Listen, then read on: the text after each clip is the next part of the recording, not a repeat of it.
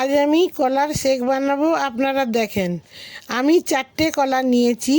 যাই আপনারা চিনি দিতে পারেন, যাই চিনি না দিতে পারেন।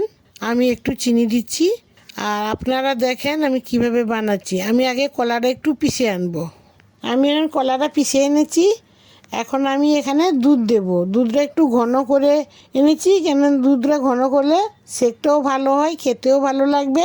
আর বাচ্চাদের পক্ষেও তো এমনিই ভালো, তাই আমি একটু দুধটা ঘন করেছি। আমি একবার পিষে আনি দুধটা দিয়ে। আমার পেশা হয়ে গেছে। এই দেখেন, আমি 2টো গ্লাসে দুধ কলার শেক ঢেলে দিলাম। আমার দুধ কলার শেক। এখন আমি একটু কেশর দেব।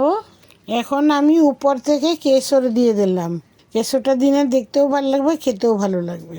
আমার হয়ে গেল কেশর দেওয়া, সব দিয়ে দিলাম। এখন আপনারা দেখেন, আমি এখন কলা দিয়ে সাজিয়ে দিলাম। বাচ্চাদের পক্ষে বি ভালো, বড়দের পক্ষে বি ভালো। আমার ভিডিও যদি আপনাদেরকে ভালো লেগে থাকে, কমেন্ট করবেন, শেয়ার করবেন, লাইক করবেন।